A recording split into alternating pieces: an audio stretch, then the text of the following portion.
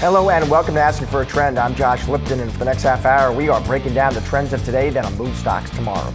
There's a lot to keep track of, so we're focusing on what you need to know to get ahead of the curve. Here's some of the trends we're going to be diving into. It was a rough ride on Wall Street today. Stocks taking a tumble as investors cautiously watch earnings, the trade war, and traders began buying up bonds and selling stocks. At the end of the session, all major indices did end the day lower.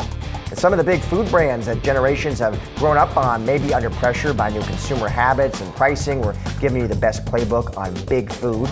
And luxury watches may be aspirational for some and big business for others. We're taking a look at how the industry is doing amid tariff and other economic concerns.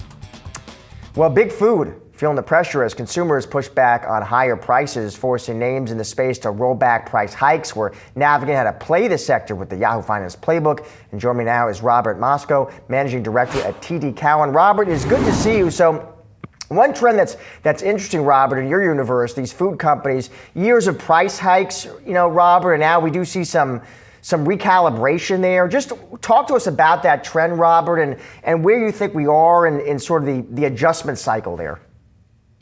I totally agree. There has been recalibration. Some companies more than others. General Mills is probably rolling back prices 3 to 4%.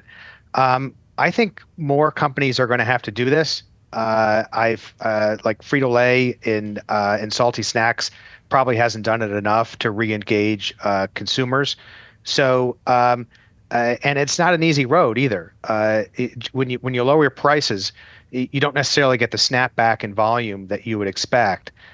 So these food companies are kind of in between a rock and a hard place. They want to improve affordability, knowing that the volume is not going to come back all at once. But I think it's really important to do it in order to foster a better value proposition for consumers going forward. Against that backdrop, Robert, are there certain names that you cover that you think, okay, these names are relatively well positioned to win back volume, but not negatively impact margins? Yeah, I have a buy on McCormick. It's the leader in spice and seasonings here in the U.S., leader in flavorings. Also globally, the stock hasn't really worked this year, and I think part of the issue is tariffs. Tariffs are up, probably hitting their P&L by $120 million this year.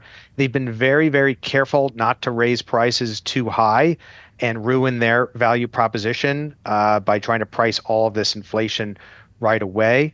But as a result, and volumes are positive as a result. I think heading into next year, though, there might be some latent pricing power on this business. They've got they're in categories where consumers really need spice and seasonings. They're shopping more in the perimeter of the store, more fresh food. They're creating their own recipes. They're trying to save money and they're trying to eat healthier. And frankly, I think consumers don't really remember what they paid for like a vial of oregano from 1 month to another. So I think there's some latent pricing power here. If they're able to untap it, I think there's positive revisions to earnings estimates. There was news today, Robert, I wanted your take on as well. I'm sure you saw this headline. Nestle slashing 16,000 jobs. I know you don't cover that name. I am just curious though, Robert, do you think is that another trend to watch in your space? I think it's already happening to some degree. We're seeing restructuring programs go into place. I've seen it at Procter and Gamble. I've seen it at Colgate, and a little bit at General Mills as well. I think even at PepsiCo as well. So I think that all depends on the degree to which companies need to scale back their organizations in sync with the volume fall off, and some are going to be some are better positioned than others. Robert, we're always looking for lines of sight into the consumer. I'm curious, based on your coverage universe, what you're seeing and hearing, how does the consumer look to you? Challenged. There's a lot of value-seeking behavior across the grocery store. I think the biggest surprise is, you'd expect when the consumer's challenged that they might eat out less and eat at home more. That's happening to some degree, but the overall grocery sales are only up 2%. So it's not a windfall for vendors to the grocery store. I think also within processed foods, there's increased distrust of just processed foods in general because of the Make America Healthy Again initiative and other factors. So I think it's a very difficult playing field for processed foods companies right now. You mentioned the Maha trend. There's another trend too, Robert, the GLP-1s.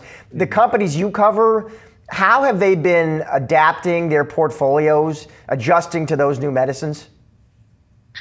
Well, in snacking, I think it's a little difficult because some of these snacking categories are incrementally more impacted by GLP-1s than the other conventional food. And that's because consumption is expandable. So if you're snacking 4 or 5 times a day, kind of mindlessly, and you're on GLP-1s, you're going to snack probably 4 or 5 times less per day. Whereas conventional meals, lunch, breakfast, and dinner, you'll probably continue to do that. So the snacking companies are working on portion sizes. The meal-based companies are trying to develop more protein-based solutions, solutions that are targeted directly to what GLP users are looking for. Frankly, the snacking companies are trying to do it as well. I think it's going to be more difficult for the snacking companies to adjust than for mealtime companies. Robert, great to have you on the show today. Thanks so much. Thank you.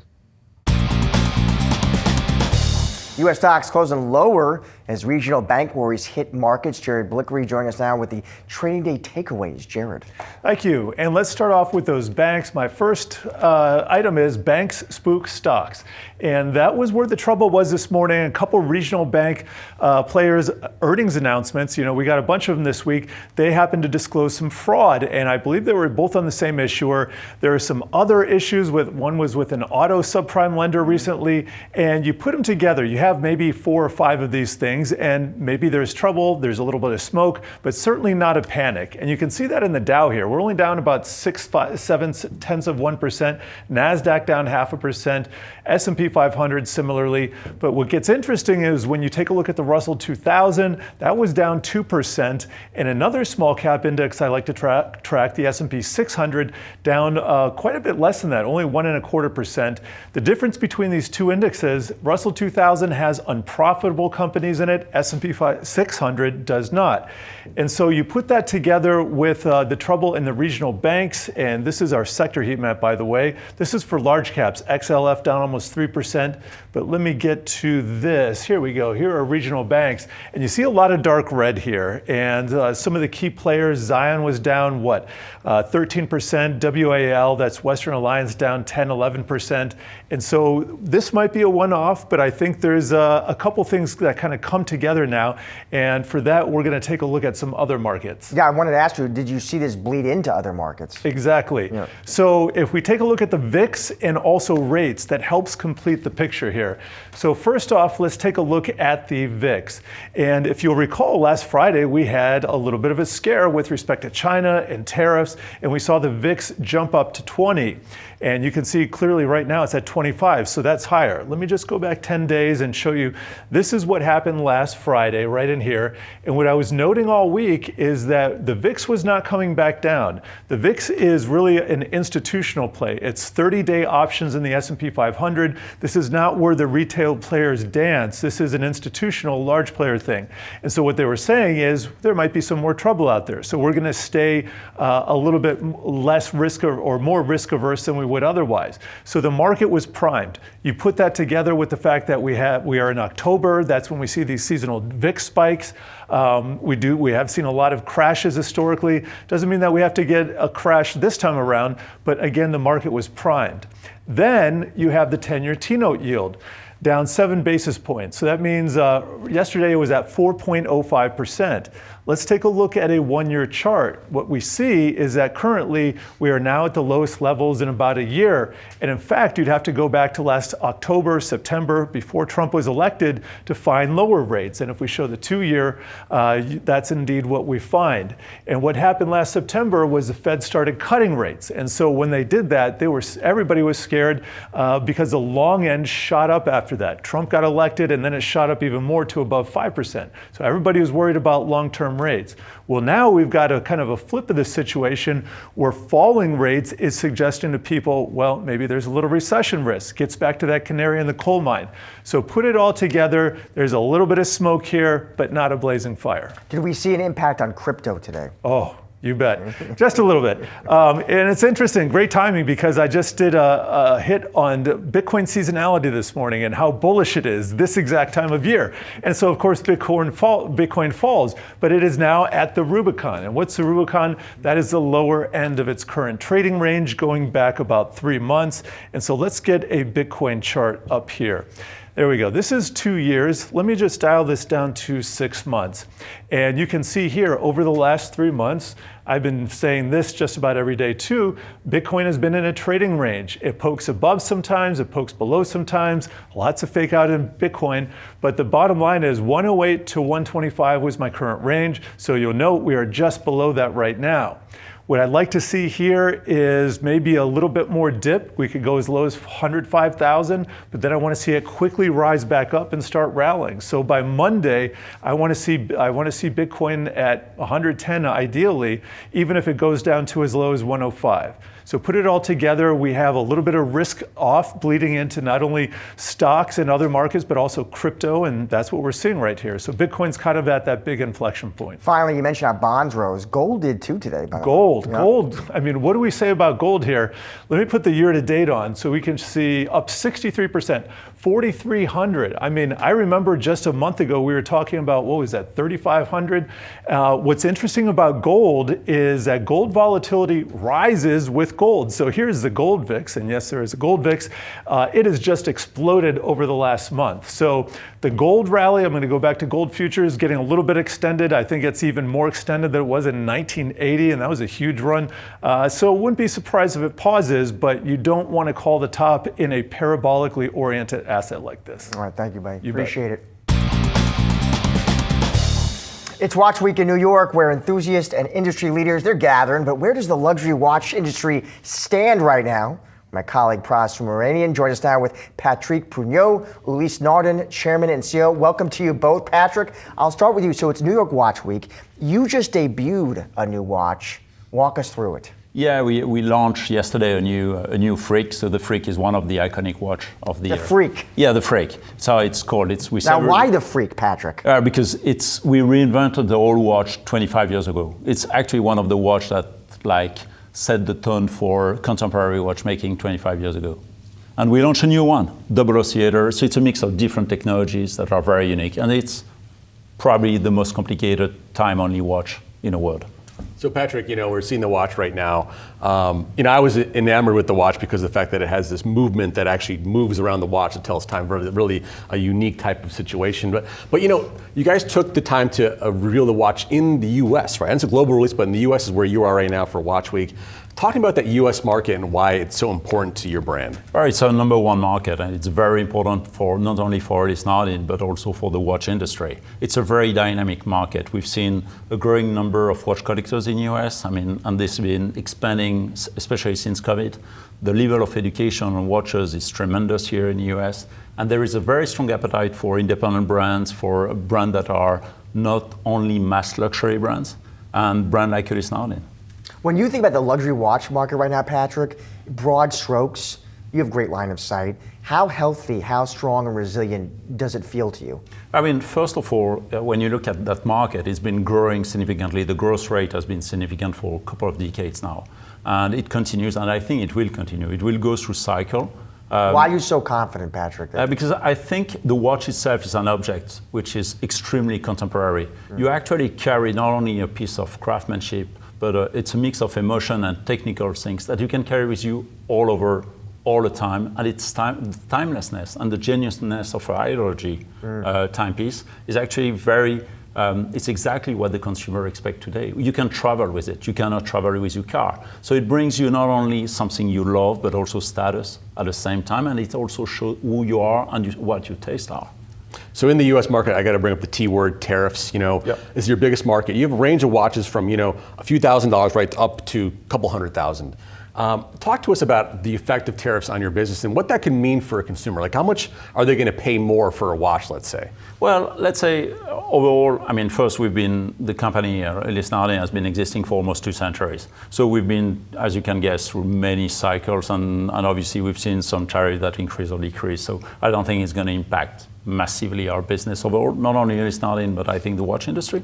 There could be actually some increase in a tariff, I mean, in price in the US, but actually the weakness of the dollar has probably as much impact as a tariff on the price you have here in the US. So you're saying maybe 10%, 20%? What would you say? Maybe for us it remained very much controlled, but in the end I don't think it's going to impact the buying process and the appetite from the American consumer.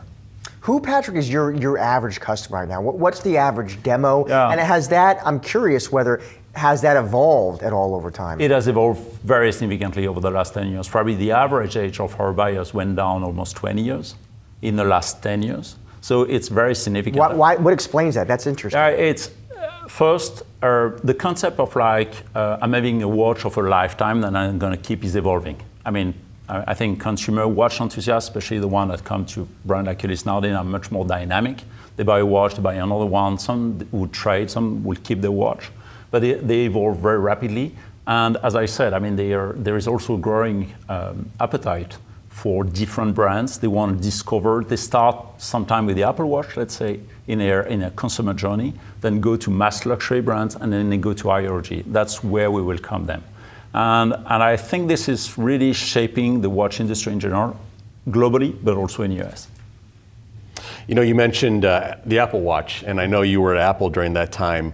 Talk to me about what that was like launching a smartwatch, and do you think that you see that market growing? Do you see Ulysse Nardin getting into that market? What's the deal with that? No, I think the smartwatch market overall was seen initially as could be seen as a threat to the watch industry. I don't think it is the case at all.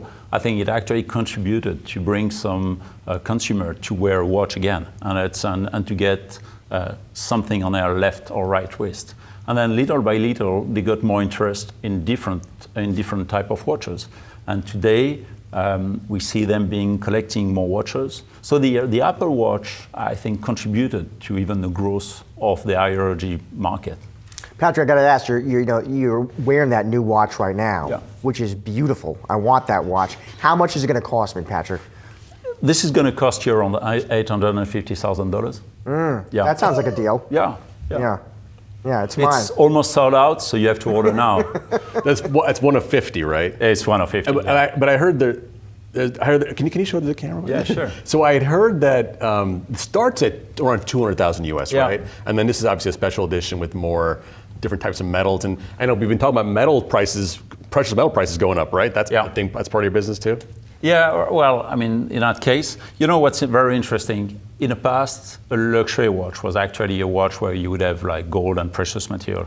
Today, especially for a brand like us, it's about the movement and the complexity of the movement. Our promise to the watch lover is really, we're going to give you a movement which is so unique, and we're going to make it also with a limited edition. So we actually promise that there is a sense of exclusivity and also a lot of innovation, because that's what we stand for as a brand.